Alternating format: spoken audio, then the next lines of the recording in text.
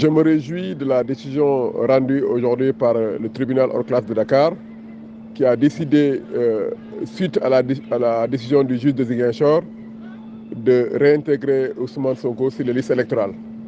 C'est une très bonne décision à saluer car le retrait sur les listes électorales d'Ousmane Sonko était illégal et donc c'était fondé sur simplement l'abus de droit de l'autorité et de l'État.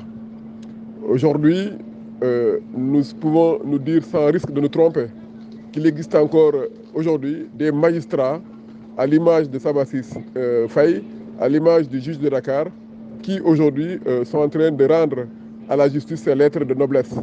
Aujourd'hui, nous nous réjouissons de cette décision qui confirme le juge de Ziguinchor et que Sonko est rétabli dans ses droits et que rien ne peut l'empêcher d'être candidat à la prochaine élection présidentielle du 25 février 2024. Pourquoi nous le disons? Parce que tout simplement, nous savons que le procès qui liait Ousmane Sonko avec la dame Adji Sarr, aujourd'hui doit être rejugé.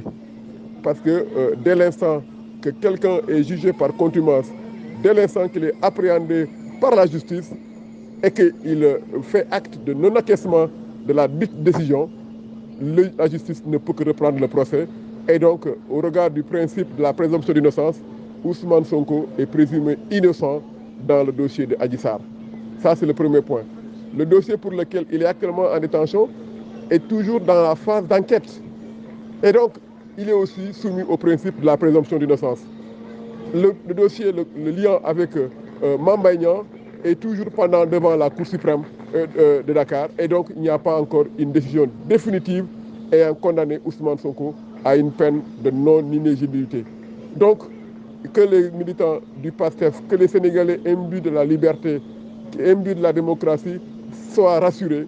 Rien juridiquement ne peut empêcher Ousmane Sonko d'être candidat à la prochaine élection présidentielle.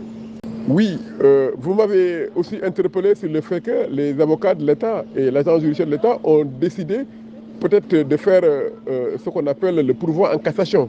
Je vous rappelle la matière sur laquelle les deux juges, notamment celui de Ziguinchor et celui de Dakar, ce sont des matières électorales et qu'en matière électorale, les décisions rendues par le tribunal d'instance, ce sont des décisions qui ont une application immédiate. Donc le pourvoi n'est pas suspensif.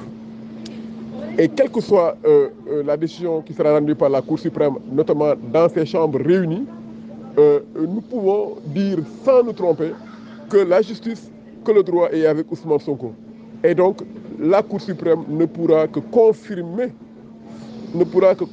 je dis bien, quelle qu'en soit la tournure que ça prendra, le maintien de Ousmane Sonko sur la liste électorale.